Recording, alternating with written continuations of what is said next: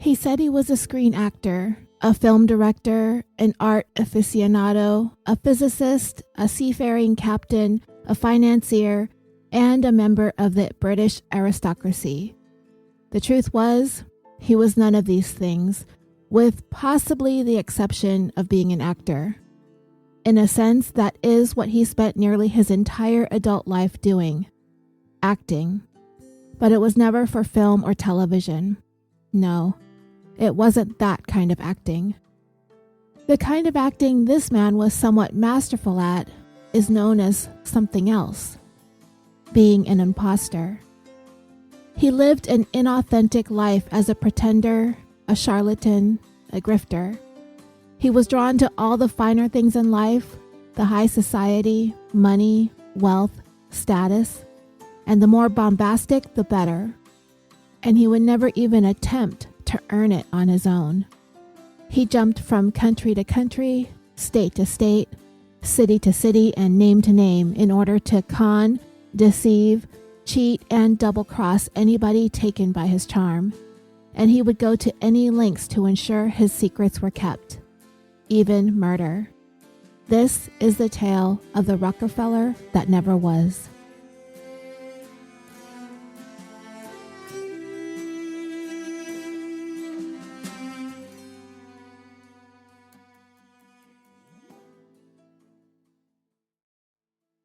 Welcome, dreamers, to this latest episode of California Dreaming. I hope all of you are well today. I'd like to take a moment to thank you for all the amazing support that you have shown this podcast. If it weren't for you, I would not have been able to sustain this, and I am forever grateful for all you do to keep the lights on here for us all. There are many ways that you can help California Dreaming grow. I would love it if you would take a few minutes to leave us a rating and a review on Apple Podcasts. And I think you can sign up for an account on any computer. You don't have to have an iPhone to have an iTunes account. You can recommend us on the social media platforms that we are on, Twitter, Instagram, and Facebook. And of course, if you can't get enough of this podcast, you can subscribe to our Patreon, where you can instantly access dozens of exclusive full-length episodes you won't hear anywhere else. And for this week, I would like to thank Nikki C., Angie F., Sarah L., Stephanie A., Jana H., or Jana, it's Jana, Rachel J., and Odalys L., I hope I said that right as well, Odalys, for either joining Patreon this week, jumping up to the next tier, or for opting in to the annual subscription, which does save you 15% over the year. And by the way, if you are currently a patron and you signed up in the last 6 months, I am just now getting caught up on mailing out thank you cards. I just dropped 70 cards in the mail a couple days ago, and depending on which tier you choose, some of the perks include stickers. I have a whole bunch of designs that I've ordered over the years. I also give out refrigerator magnets, drink coasters, and buttons and pins, along with a thank you card from yours truly. And I do handwrite every single one of them, which is why it takes me forever to do this. I've fallen behind, so I've started to try to write them in bed before I fall asleep, and that seems to be working well, sort of. I have a hard time sitting at a desk filling out cards. So you should be receiving your thank you cards in the not too distant future. All right, so let's get started with today's episode.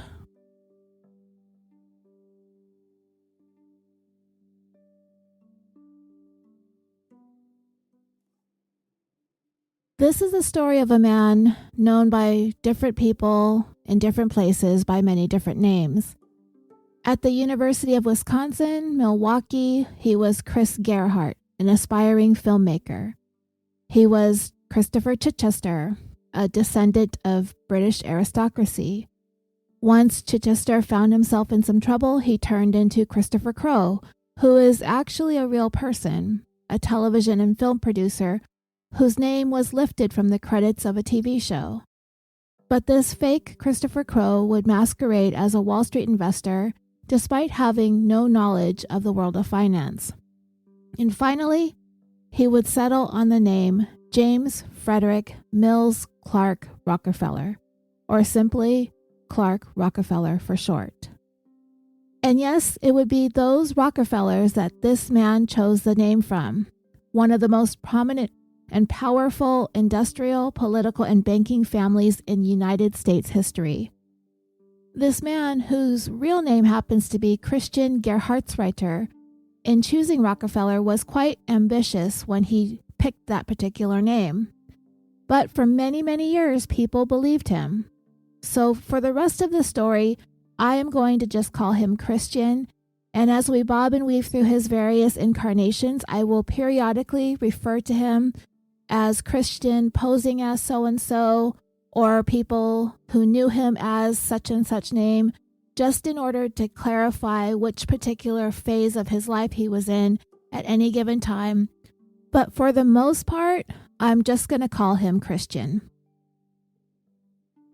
So Christian was born Christian Karl Gerhartsreiter on February 21st, 1961, in the German state of Bavaria, which was in what was then West Germany, to parents Simon and Irmgard. Their lives were very rustic and largely unremarkable. Christian's dad was a painter by trade, and his mom worked as a seamstress. They didn't have a lot, but it was easy and manageable. And from all that I read about the story, Christian, who was the only child for quite some time, was the kind of kid who his parents spoiled. He was indulged and pampered. His free time was spent hanging out with the other children who lived in the same town, but his favorite thing to do was to watch American television shows. Because West Germany and the United States had good relations, American products and American culture was very much infused with the German culture, and this included American movies being shown at the local cinemas and American TV shows broadcasted into German living rooms. From a very early age, Christian had become a huge fan of all things American, especially those movies and television shows. Those who knew him growing up recalled him constantly talking about someday making his way to the United States to attend film school, and one day becoming a movie producer and director. But it wasn't going to be easy for Christian to make his way out of the tiny rural town that he lived in, where nobody really aspired to very much beyond that. But Christian, he was determined to somehow make his dreams come to fruition. He felt like his mother and father sort of just resigned themselves to remaining in the same place for their entire lives, which they were perfectly happy to do, but not Christian. He wasn't going to settle for the same modest, unremarkable existence that his family chose to. However, there was a side of Christian that was a bit of a troublemaker as he was growing up.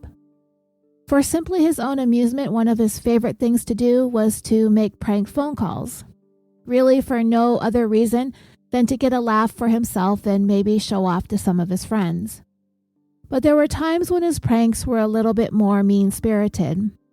There was one reported incident where Christian had gone up to his teacher's desk and held out his hand with his fist closed, as if he was going to hand something to her, and told her that he wanted to show her something.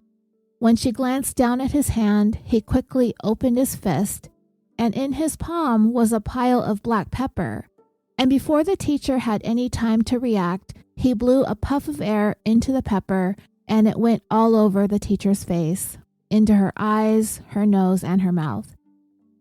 This incident would give us a glimpse of this young man's character, that he really isn't all that concerned with people in positions of authority, nor is he concerned about whether or not he hurts anybody.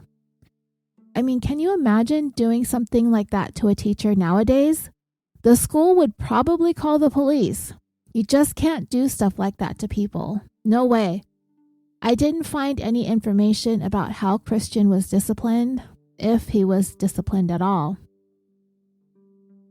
Another thing about Christian that people took notice of right away was his interest in dressing much more fashionably than just about everyone else in the small town in which he lived.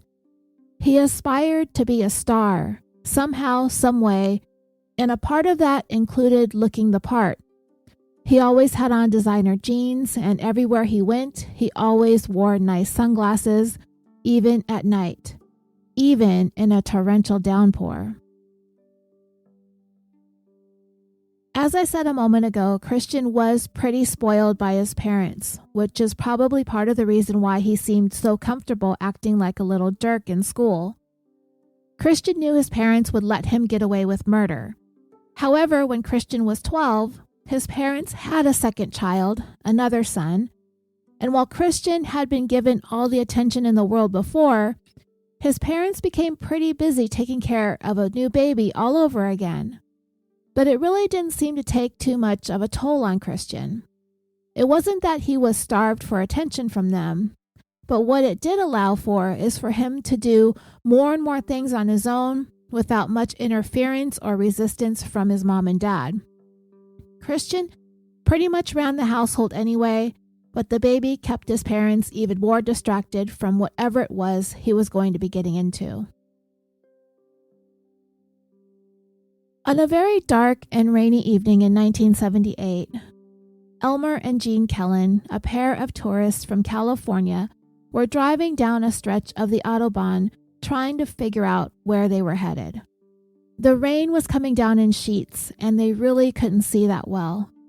And as they went along, not driving nearly as fast as they could have on the largely speed limitless German highway, the headlights on the vehicle illuminated a shadowy figure standing along the margin of the highway with his thumb out, looking or hoping for a ride.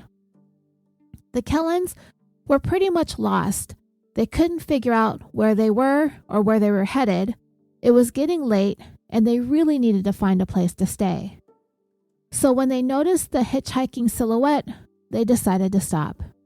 They figured maybe he could help them with some directions, and they could help him by giving him a ride, which the young hitchhiker accepted.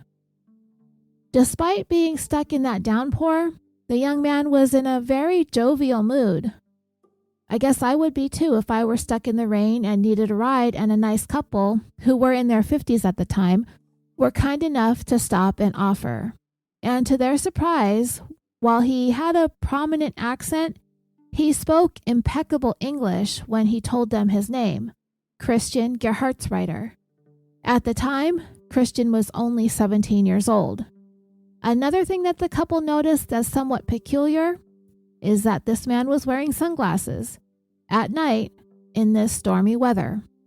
Like I had just said, even in a torrential downpour. So in the small talk that ensued in the car, the Kellens learned that Christian worked as a tour guide for those who spoke English. What luck, right? What are the chances that you're lost in a foreign country, in this downpour, at night, on the freeway, with no idea where to look for a hotel, and you take the chance on picking up a random hitchhiker, and he just so happens to be a tour guide of all things. And you've probably guessed this, that it wasn't true. It was just Christian running his game on this older couple. Anyway, they asked him if he knew of any places nearby where they could get a hotel room for the night. And without hesitation, Christian told the couple that he lived close by, really close, and they could come there with him. If they wanted, they were welcome to stay the night. And with that, he brought the Kellens home to the house that he shared with his parents and younger brother and introduced everybody. The Kellens hadn't eaten yet, so Christian took them out to a nearby restaurant to get something to eat. And while they were getting to know one another, Christian told the Kellens that he had a lifelong dream of moving to the United States, attending film school, to hopefully one day produce and direct his own movies. After dinner, they got back to Christian's house and they settled in for the night.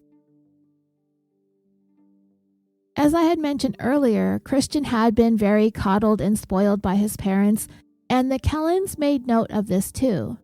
Despite there being 3 other people in the house, they noticed that the entire living room, the biggest room in the house, had pretty much been taken over by Christian.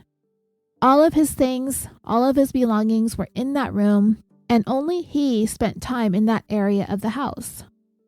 And on a side note, I thought it was kind of weird that the parents were just okay with Christian bringing home an American couple in their 50s and offered up the family home as a place for them to crash for the night.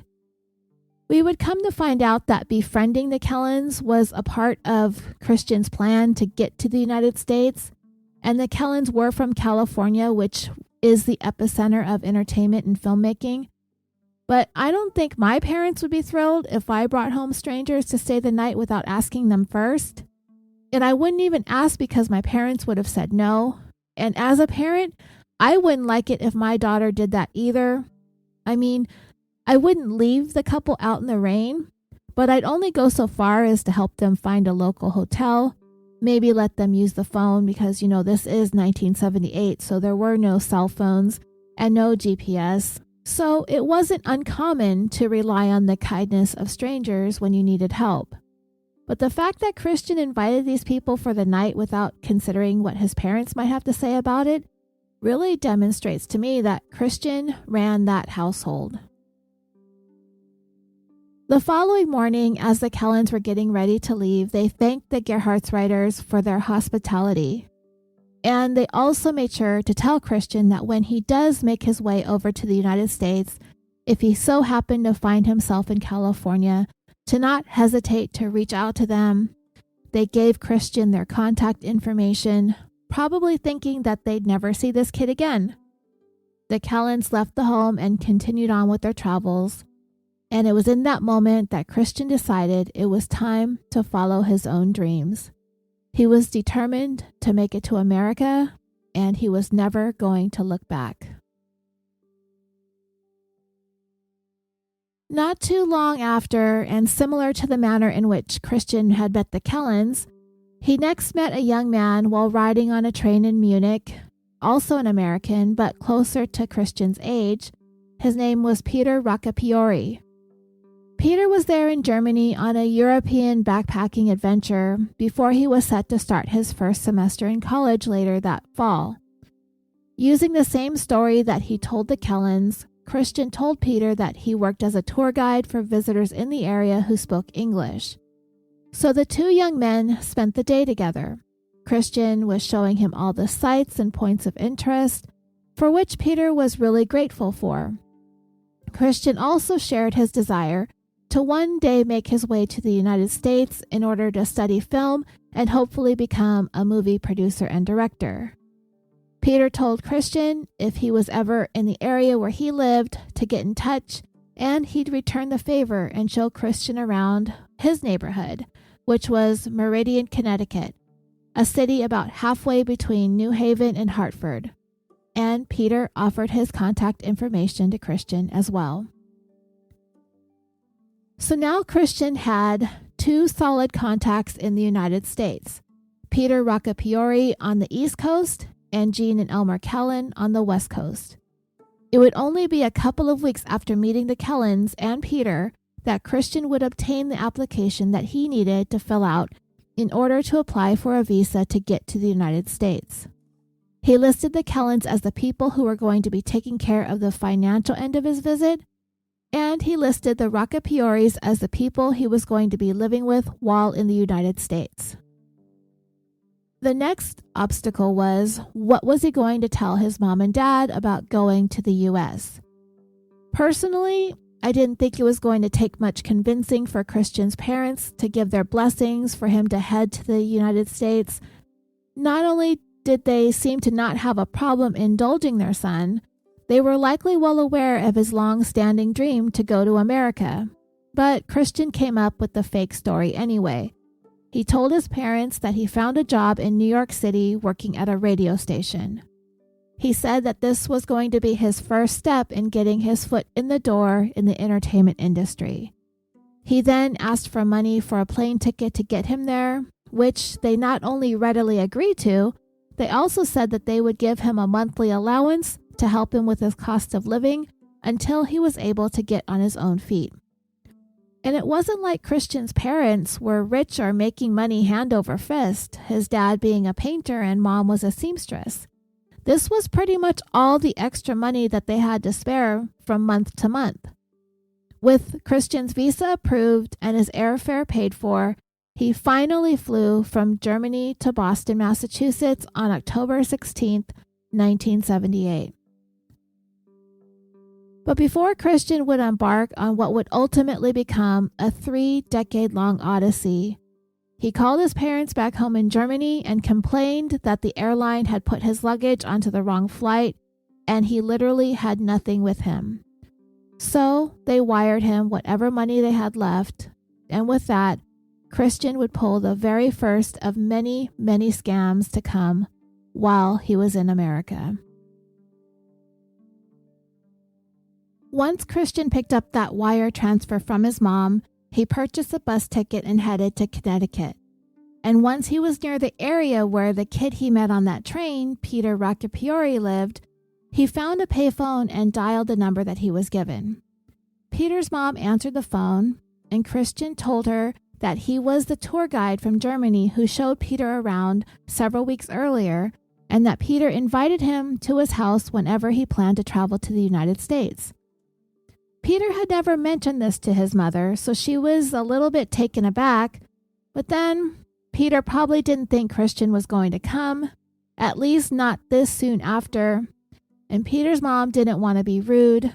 This kid was only 17 years old and in a foreign country, and if her son invited him, well then she couldn't exactly tell him he couldn't stay, so she obliged.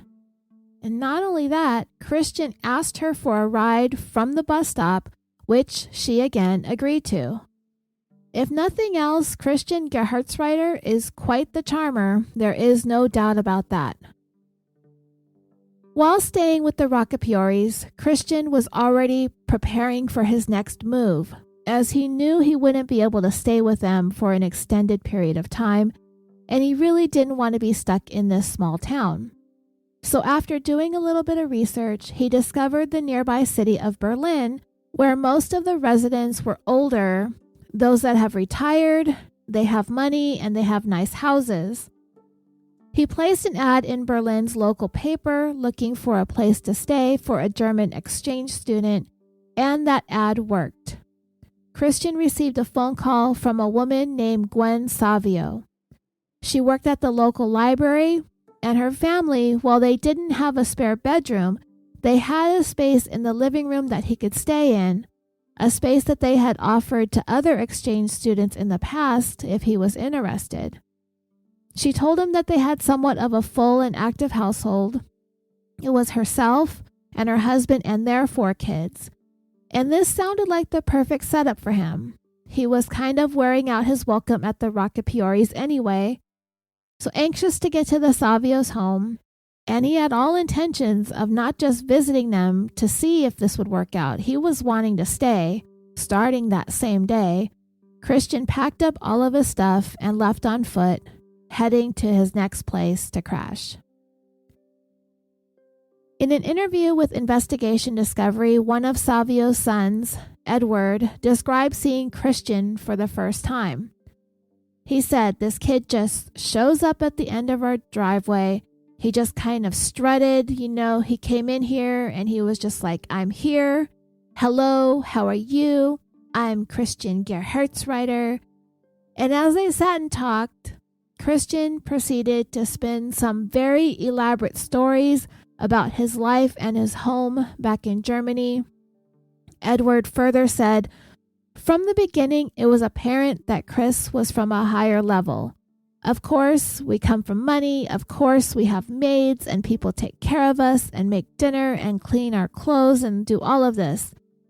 And the way he sort of moved his arms and gestured, it was almost like if he had money, he'd have been throwing it. He'd be throwing it in front of him and walking on it like rose petals. So Christian managed to charm the Savio family, and they agreed to give him free room and board, and Christian managed to enroll in the same high school that all the Savio children went to. Dreamers, it's crazy to think how easy it was for him to get away with stuff like this. Nowadays, it would be impossible, but I guess at the time, since he was an exchange student, he had to be in school, and it didn't seem like all that big of a deal. And according to Edward Savio, it was obvious that Christian really loved being in America, stating in his interview on Investigation Discovery, he wanted to make it here. He would mostly sleep on the couch in the living room. You can hear him watching TV late at night. He was gathering information from those TV shows. You see, Christian would pick up the manners in which the actors spoke on TV, and he worked on perfecting speaking English, but also with a snobbish kind of accent. In a Vanity Fair article about this case in 2008, it was said that one of Christian's favorite television characters was Thurston Howell III from Gilligan's Island. The article said, "The character played by Jim Backus, an ascot-wearing millionaire member of the Northeastern elite, who is so rich that he will take tens of thousands of dollars and multiple changes of clothing for a 3-hour tour." So you get the idea. If anyone were to describe the accent that Christian was trying to pull off, that would be the best comparison, the accent of Thurston Howell III. If you are familiar with Gilligan's Island and you watched it on TV as a kid like I did, then you know exactly what we're talking about here. And if you don't, then you'll have to go on YouTube and look it up there. And in watching interviews with Christian later on, after he was finished pulling off all of his cons, you can tell he still tries to pull off the same snobby accent, but by then, it's probably just how he really talks since he had done it for so long. All it was Christian's attempt to pretend to be what Americans thought were rich European aristocrats and what they sounded like. As the story goes, we are going to find that a long-standing theme that will follow Christian throughout his entire time that he's in the United States, and likely dates back to the manner in which he was raised by his parents, is that he is an extremely lazy person. He wants everything done for him. He wants everything handed to him, and he has very little desire to put forth any effort for anything, which is ultimately going to be the core reason for everything to come later on in this story. All Christian wants to do in his spare time is watch TV. But here in Berlin, Connecticut, as he sleeps and eats for free at the Savio's house, he isn't even doing the bare minimum to contribute to the day-to-day taking care of the house tasks. It seems as though he expected to be waited on hand and foot. He wanted meals cooked for him, he wanted his laundry done for him, and he never cleaned up after himself. He told the Savios that that was just what he was used to. That was his type of lifestyle. Everything was done for him because they had hired help back at his home. And doing these things, these menial tasks, was beneath him. This arrangement would only last a couple of months, taking Christian into early 1979. The Savios put up with a lot of Christian's behavior, but there was one final incident where the Savios had had enough of him. It was deep into winter by then, and winters in the Northeast are frigid, and on this day it was snowing as well. The Savios' 8-year-old daughter arrived home from school. The bus dropped her off in front of their house. She walked up to the front door, but it was locked. She knocked and knocked and knocked, and she couldn't get in. Christian was right there in the living room, asleep on the sofa, and just could not be bothered to answer the knocking at the door. The little girl stood outside the locked door in the freezing cold for almost an hour. Her mother promptly ordered Christian out of the house immediately.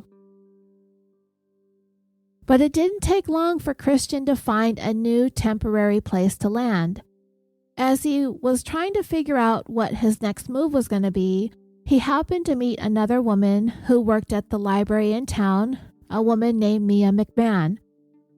They struck up a conversation, and Christian eventually told her that he was kind of stranded without any place to go, that the reason why he was there was because he was about to be drafted into the West German military when he turned 18, so in order to avoid that, he fled to the United States to pursue his interest in filmmaking. Now, at this time, the United States was in the wake of the Vietnam War, which many Americans protested and were against. So Mia understood why Christian chose to flee. And because he seemed like such a cultured and well-mannered young man, she offered him a place to stay at her house. But just like Christian had done to everyone else up to this point in the story, he took full advantage of Mia's generosity and hospitality. He spent all of his time watching TV. He refused to pick up after himself. He expected his laundry to be done and his meals to be prepared for him, because that's the kind of family that he's from, he explained. And just like the Savios before, Christian just took things a little bit too far. All throughout the time that he was staying at Mia's house, Christian was running up her phone bill, making international calls. All of this was unbeknownst to Mia, until she finally got her phone bill. When she confronted Christian about the bill, he provided no explanation as to what these calls were all about. When she demanded that he pay for it, he flat out told her no, he wasn't going to pay. So she told him he needed to leave immediately. But this time, Christian was prepared to go. For the couple of months that he had been staying with Mia, unlike with the Savios, he had planned where he was going to head next, to the state of Wisconsin. So now we're in the middle of the summer of 1979 when Christian was asked to leave Mia's house.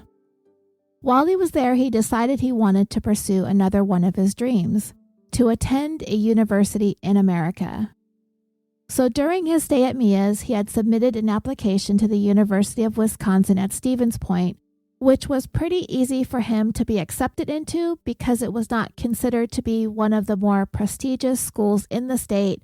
So he got in. Christian packed up his belongings and started the long journey west. But with that would come the very first in a long line of name changes. Articles and shows about this case call these various incarnations reinventions. But to me, it really isn't all that complicated. He is still the same person everywhere he goes. It's just a different name. The core of who Christian is really never changes. So leaving Connecticut, he began calling himself Chris Kenneth Gerhardt. In August of 79, Christian arrived at the campus. He checked into his dorm and began his freshman year majoring in film studies. He was also assigned a roommate, also named Chris. And apparently Christian showed up with a whole new wardrobe, attempting to look a bit like Thurston Howell III on Gilligan's Island. So I presume Christian went to classes kind of looking like he was ready to go sailing or something all the time. And he also carried with him a set of golf clubs.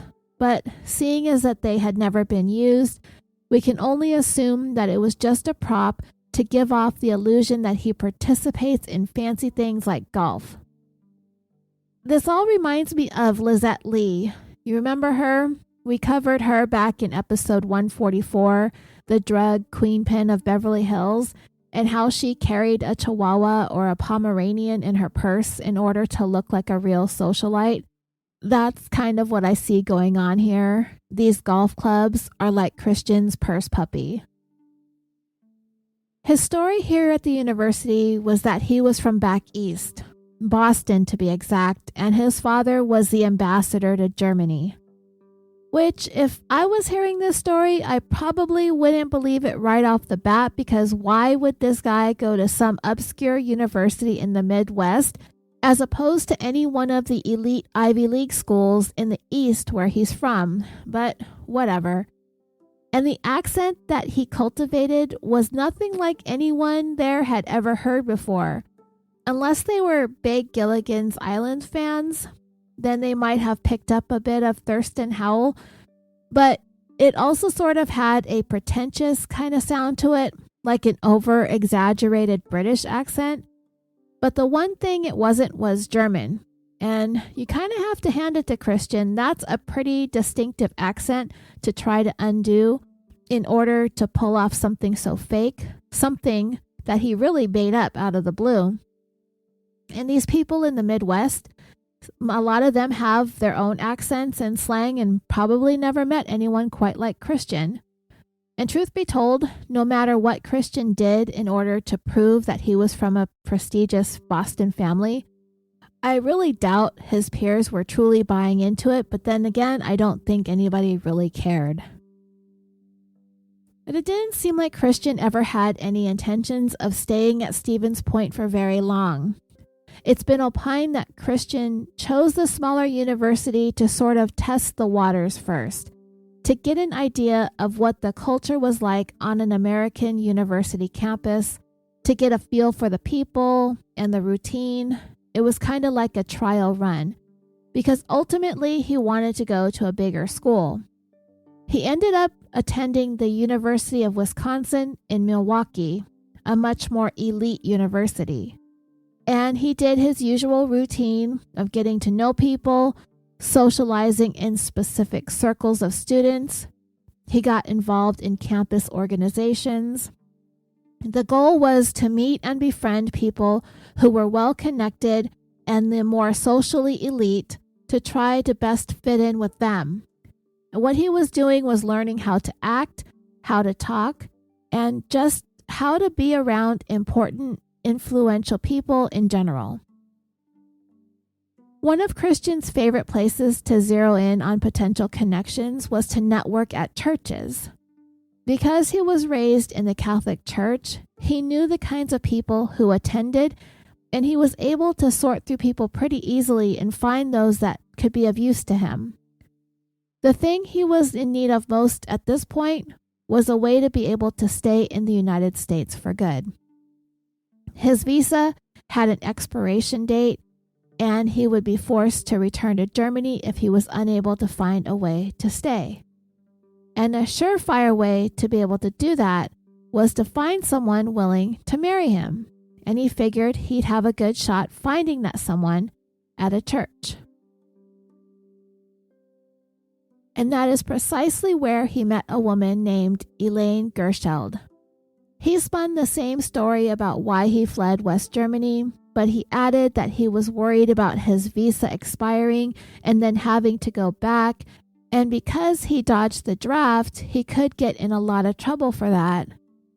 Eventually, he got around to asking Elaine about the possibility of getting married so he would be able to stay in the United States, but she didn't want to do it. What reason she gave isn't really clear, but she wasn't exactly shutting Christian down completely. She suggested that her sister might do it, and her name was Amy, and Elaine thought that she would be the type of person who would do something wacky like that. And yeah, when Christian and Amy were introduced and he explained his situation, Amy was like, "Sure, yeah, I'll marry you, no problem." So they went down to the local courthouse on February 20th, 1981, and made it official. At that time, Christian was only 1 day shy of turning 20. And that's all the marriage ever was. The couple never lived together, nor did they do any of the traditional husband and wife type of things. As a matter of fact, they only got together one other time later on in that year, in April, when he needed her to sign some of his official paperwork to stay in the United States. That would be the last time he would ever see his bride. He left the university shortly thereafter, and he left Wisconsin altogether. His next stop was California. Once his papers were signed to ensure that he would be able to stay in the United States without the risk of being deported, Christian set off to California, where he intended to get in touch with the older couple that he met years earlier back in Germany, Jean and Elmer Kellen. He arrived the first week of May in 1981. You recall, they were the couple that picked Christian up as he was hitchhiking in the rain on the Autobahn. He had kept their contact information. They lived in the city of Loma Linda, California, which is a quiet suburb near Los Angeles. So when he showed up on their doorstep unannounced, while he looked a lot different than he did when they met him back in West Germany, once they remembered, they were happy to see him and invited him in. By the time Christian arrived at the Kellens, he had pretty much mastered speaking English with that pretentious accent that he invented. He talked at length with the Kellans about pursuing a career in the film industry, and one of the things he brought up was the fact that his last name, Gerhardsreiter, was kind of a mouthful to say. Lots of celebrities shorten their names or even change their names altogether. And the Kellans thought that that might be a good idea to think of something easier yet memorable. But Christian definitely wanted something that sounded more aristocratic. They tossed around a couple of names, and then there was one that finally stuck. Christopher Mountbatten Chichester. Mountbatten is Prince Philip's last name. When he married Queen Elizabeth II, he wanted her to drop Windsor and take on his name, but nobody really wanted her to do that. So in 1960, they decided to hyphenate it. So technically, as far as I know, the Queen's full name is Elizabeth Alexandra Mary Windsor Mountbatten. As for Chichester, that is a name that belongs to some Irish nobility dating back about 1,000 years. However, it is also the last name of one of the teachers at the high school Christian enrolled at while he was staying with the Savios, Joan Chichester. And incidentally, if you are on Patreon and you listen to the episode, I believe it's called The Voyage That Never Was. It was about Donald Crowhurst, who was a British guy that was sailing around the world. In that episode, we discussed a man named Francis Chichester, and he was the first person to circumnavigate the world by himself. Christian was telling people that he was a descendant of this Francis Chichester. So this is the first incarnation of himself where Christian begins to give himself names that are congruent with aristocracy, royalty, and nobility, all the good stuff. And the more he's able to convince people that he is all of the things that he says that he is, the more that it strokes his ego, and Christian will continue to pretend his way up the social ladder. And Americans, well, some Americans are fascinated by this kind of stuff. There is no royalty. Nobody has these sort of titles like Your Majesty, Duke, Duchess, Earl, Countess, etc., etc. So someone like Christian, who can easily toy with people who are thinking they're in the company of somebody really, really important, that just feeds Christian's ego even more. So while Christian was staying with the Kellans, he did what he had done back when he was staying at the Savios. He started researching the surrounding areas to see where he might be able to work his charming con with the Mountbatten name, with the rich older people that are easily impressed by that, people who are easily duped. People who just want to be able to say that they know or they're friends with an heir of the Mountbatten family. After scoping out some of the surrounding communities, Christian decided he wanted to try to rub elbows with the residents of the well-to-do suburb of San Marino. According to the 2008 Vanity Fair article, it said, he became a regular at the local business and social clubs, where free lunches were served to members, at the prominent churches where weddings with bountiful feasts were easily crashed, at the libraries where he could loiter for hours and improve his mind. Soon, with his Ivy League clothes, impeccable manners, and aristocratic accent, he was squiring the town's elderly widows, enjoying their big houses and their lavish lifestyles. He flashed an oversized calling card embossed with what he claimed was the Chichester family crest, a heron with its wings spread, with an eel in its beak, and the family motto, Firm in Foi, meaning firm in faith. The card read, Christopher Chichester, the 13th Baronet, San Marino, California. He not only had the ability to charm the ladies, he was able to charm the men too, as he was a skilled conversationalist. Considering that he was only in his early 20s, he knew enough to be able to hold a conversation for quite a long time about any subject under the sun. Everybody in San Marino was so impressed with Christian, thinking that he was really a descendant of some noble European family. But not everyone was convinced. He seemed to be getting over on the older crowd, but the younger people that he encountered, the people closer to his own age, they were way more skeptical. The biggest red flag was the car that Christian drove around in, an old tan Datsun, a company owned by Nissan, but they phased that name out in 1986. But I didn't know this. It has recently been brought back, and there's talk of phasing it out again. I have not seen a Datsun around lately, especially not a late model, but that's because those were only released in Indonesia, South Africa, India, and Russia. Anyway, I remember Datsuns when I was a kid, and I just remember thinking, could they pick any uglier colors to paint those cars? But yeah, Christian Mountbatten Chichester drives a tan Datsun, apparently. And when he had gone out on a date with a young woman named Carol Campbell one night, when she got into his little car, she noticed that there were little sticky notes written to himself all over the inside of the car, and they really didn't go anywhere on their date. He kind of just drove around, taking care of a few menial tasks, and all the while he just spent the time talking about himself and how prominent his family was back on the East Coast and in Europe. She found him to be just really weird. She got a bad vibe from him, and she didn't like him at all.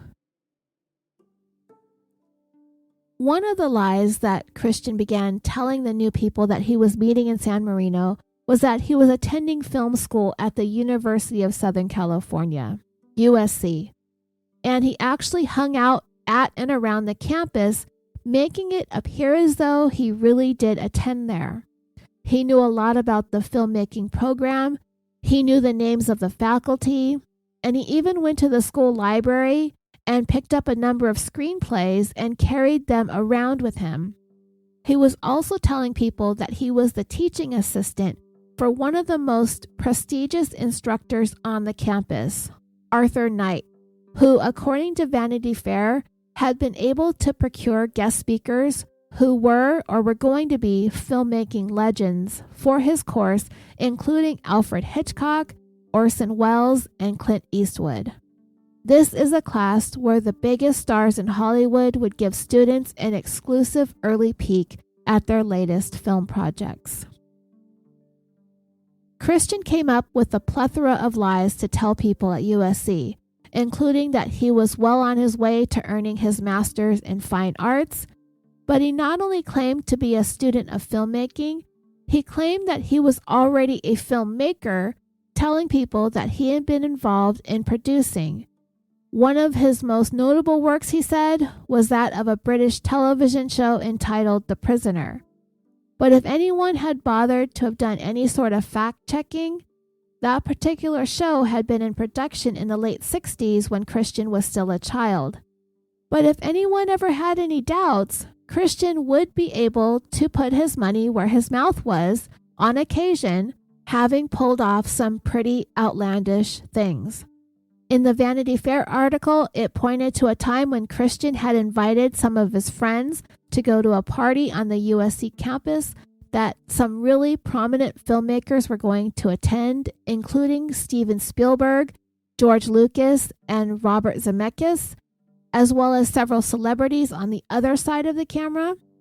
He told his friends that he got them passes to the party, and he actually was able to do it.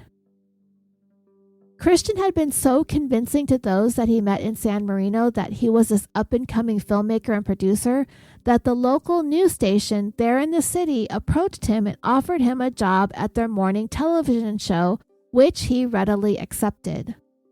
While Christian really wanted to be involved in movies, specifically film noir, he really needed to start somewhere, considering he had absolutely no experience to speak of when it came to working in any capacity in the industry. So for the next couple of years there in San Marino, Christian kind of lived a quiet, albeit fraudulent existence, living, working, socializing, and conning, its residents. So, where exactly was Christian living at this time?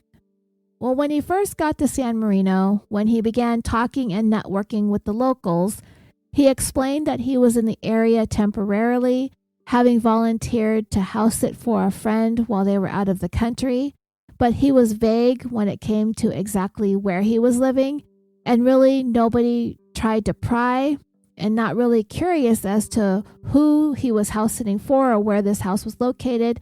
They just didn't ask too many questions. When he first got there, where he was actually staying at the time isn't really clear, but he would eventually find a more stable place to stay. There was one day when Christian was at church talking to another attendee when they told him about this older woman named Dee Soos, and her last name is spelled S-O-H-U-S, Soos, I think it's pronounced, who happened to have a vacant guest house behind her main home, which was a mansion. Dee had lived her entire life in San Marino, and by the time Christian became acquainted with her towards the end of 1982, she was well into her 60s. She was one of the wealthiest residents of the city, but she was also known to have a massive drinking problem. A couple of years earlier, her son John had moved away from the family home, which caused Dee to sink deeper into her drinking, and it had become increasingly worse ever since. So as soon as Christian heard these details about Dee, a rich alcoholic, he was immediately locked in on her as his next target. The period of time that Christian would be interacting with Dee was over the course of about 2 years, from 1983 to 1985. Christian had made it a point to get himself introduced to Dee, and it only took about a month before Dee invited him to live in her guest house in the back of her property. And it was a perfect setup for Christian. He was able to reap all the benefits of living on a lavish estate, and he really didn't have to interact all that much with Dee since she was in the main house and he was in the guest house. But sometime in 1983, Dee's son John, the one who had moved out not too long before Christian moved in, he came back. And those who knew the Soos reported that John was very upset to find out that a strange man had moved into his mother's guest house. The reason why John had come back so abruptly was because he had recently married his longtime girlfriend, Linda. They were going to stay for a while so that they could save up enough money to be able to purchase a place of their own. And it is believed that he was upset about Christian's presence because he had been expecting to stay back there in the guest house in order for him to not have to deal with his mother's alcoholism, and, of course, for him and his wife to be able to enjoy the privacy back there. So yeah, finding Christian living there was an unpleasant surprise. But Christian was there and he wasn't going to go anywhere, so John and Linda ended up moving into the main part of the estate with Dee, and the situation, like I said, lasted for about 2 years. Now, if any of you listening knows what it's like to live with an alcoholic, then you could probably guess that this arrangement of John and his wife Linda having to live with Dee and her drinking problem caused a great deal of problems between the three of them. And John really wasn't directing his frustrations towards his mom. He was more pissed off at Christian more than anything for taking up the space in the guest house that he wanted for himself and his wife. And what made John even more mad was the fact that Christian was some sort of big shot, wannabe celebrity filmmaker that everybody in town apparently loved and gushed over, including his own mother. So there was no way he was going to be able to get his mom to ever kick Christian out of the guest house. Compounding that even more so was the fact that John was struggling to make his own ends meet. He had a dead-end job. He was forced to live at home with his mom because he wasn't able to afford to get a place of his own for himself and his wife, while Mr. Fancy Pants filmmaker in the back got to live there for free and was so popular around town that it was nauseating. John felt as though his mom was more proud of the fact that Christian was living there than she was of him. And John's resentment toward Christian festered, and he soon wanted to figure out a way to get rid of this guy once and for all. So John decided that he was going to do a little bit of investigating to see if he could dig up any dirt on this Christopher Mountbatten Chichester, so he could use that information to get his mom to throw this guy out on his ass. But right before he was going to get started on poking around in Christian's background, a very lucrative opportunity came knocking on both John and Linda's door just after the new year of 1985, and it was an opportunity that neither one of them could turn down. The couple had really been struggling at their low-paying jobs. John had an entry-level job as a computer programmer at a jet propulsion lab, and Linda, who wanted to be an artist, worked as a sales clerk at a bookstore specializing in science fiction works. Neither one of them had college degrees. They had very little in the way of marketable skills, so they were having a rough go at it until they got this offer. The United States government had actually reached out to them and offered them employment with one of their elite federal agencies. But the job itself was strictly confidential. It was a program that nobody knew about, and everything was highly classified. And if they were willing to accept the positions, both of them, they would need to come to New York and be trained and briefed about the mission that they were going to be placed on. So, excited at this opportunity, they shared this news with Dee Dee, telling her about this high-level classified job that they had been offered and that they were headed to New York and that they would be back in a few weeks when the mission was complete. And of course, Dee Dee was excited and supportive of whatever her son wanted to do. And in early February of 1985, after John and Linda took care of the things that they needed to take care of, they got packed up. Linda took her cats to a kitty hotel to be cared for while she was gone. Dee Dee bid her son and daughter-in-law farewell as they made their way to New York for this once-in-a-lifetime job opportunity. So Dee Dee had been told by her son that he and Linda would be gone for about 2 weeks. At that time, they'd come back to California, but when 2 weeks came and went and John and Linda did not show back up to Dee Dee's house, she was curious, but it didn't seem like Dee Dee was all that concerned just yet. A month had passed and there was still no word from either one of them. Then 2 months had gone by, and by this time, it was well past the time that Linda was supposed to have been back in town to retrieve her cats from being boarded, but she had never showed up. Her cats were still there. So the kitty hotel had looked into Linda's file and found a couple of emergency contacts, one of them being Linda's sister. They gave her a call and explained that they had Linda's cats and that she was about 2 weeks overdue from picking them up. Linda's sister knew how much those cats meant to her, so she gave Dee Dee a call to see if she had any information as to why Linda hadn't come back for her cats. It was then that Dee Dee told Linda's sister that her and John had taken a job with the government and that the details of the job were classified and that there was really nothing more that she knew or could tell her about it. None of this sounded right to Linda's sister, but there really wasn't much else she could do at that point but just wait. She tried calling Dee Dee several more times over the course of the next 2 months to see if she had any more information or if she had heard from John or Linda, but still there was nothing to tell. Nobody had heard from the couple themselves at all since the day they left for this new job. Finally, by early April of 1985, Linda's sister had had enough and filed an official missing persons report for Linda. When the police contacted Dee Dee, she repeated the same story John and Linda had told her, the same story that she had told to Linda's sister, that her son and her daughter-in-law had taken a top-secret job with the government in New York, and she didn't have any more details beyond that because her son was not allowed to tell anyone about it. But Dee Dee did say something kind of strange. She knew for a fact that there was nothing wrong with Linda and John because she had been receiving information from an anonymous contact that was keeping her apprised as to their well-being, and she was certain that they were alive and well. They just were not allowed to be in contact with her directly because of the nature of the job that they had been assigned to. They wanted to know who Dee Dee was getting this information from, who this person was that she was in contact with that was telling her that John and Linda were safe and there was nothing to worry about, but Dee Dee had been sworn to secrecy.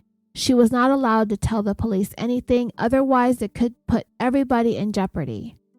So, with very little information from Dee Dee or anyone else who knew the couple, and without any proof that anything nefarious had happened to them, the police just had to shrug their shoulders and walk away, at least for the time being. 3 more months would pass, and that was enough time for Dee Dee to decide that something was very wrong, and she was no longer willing to excuse away her son and daughter-in-law not being in touch with her for more than 5 months by that time, especially since they told her that they'd only be gone for 2 weeks. She went ahead and contacted her local police department and officially filed her own missing persons report for both her son and daughter-in-law. While she was down at the police station, the officer taking the report was curious. Why did you wait almost 6 months before reporting the 2 of them missing? Dee Dee explained that she had been getting updates from an unnamed contact who had been in communication with John and Linda, and she was being told that they were doing fine, that the job was going well, and to not worry about anything or anyone. Everything was still confidential, but all was well. However, without explanation, the contact that she had been receiving these updates from suddenly stopped communicating with her altogether. She had no way of getting in touch with that contact on her end, nor was she able to get in touch with John or Linda, and that is what prompted her to finally come down to the station and make her report. They asked Dee Dee if she knew the name of this unknown contact, and she said that she did. She had just been afraid to divulge too much because everything had been so confidential, but the name of the person providing her with updates about her son and daughter-in-law was none other than Christopher Mountbatten Chichester, and he, who had been living in her guest house for the last 2 years, was all of a sudden gone as well.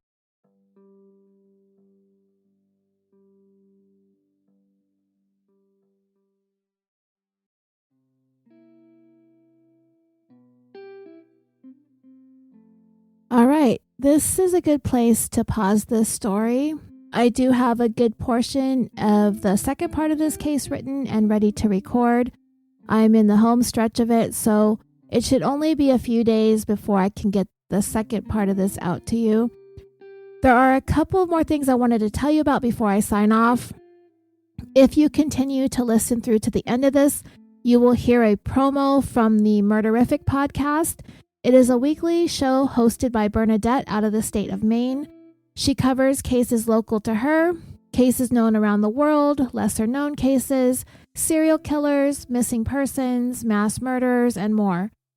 And also, I wanted to tell you that I have been offered the opportunity and tremendous pleasure of writing an episode for a new podcast called My Dark Path. Its creator and host is M.F. Thomas, the author of A Sickness in Time. If you remember, it is the book that I recorded the audio version of. My Dark Path explores the fringes of history, science, and the paranormal. In every episode, he illuminates a topic taken from the dark corners of the world. He has traveled all over the world, and in doing so, he's been able to combine his personal, on-location research with insights from experts, researchers, and historians. Every episode is guaranteed to intrigue, excite, and perhaps send a shiver down your spine. I'll include links to both of these podcasts in the show notes, along with all the links to the sources utilized in this episode. All right. Thank you so much for listening. I'm your host, Roseanne, and until next time, sweet dreams.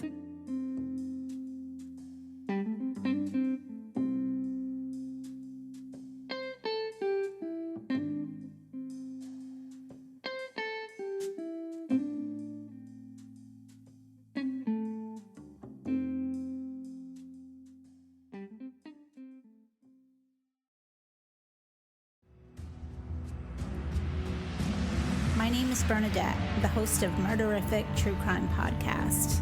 Murder plus horrific equals murderific. I cover some cases from the state of Maine in the United States and all over the world. Mass murders, domestic abuse, unsolved cases, serial killers, and mostly lesser-known subjects. We don't shy away from the details, but we do that with all respect. This isn't entertainment. These are real people's lives, and I'm here to tell their story. Join me for my Season 5 reboot, and together we will be executing podcasts one crime at a time.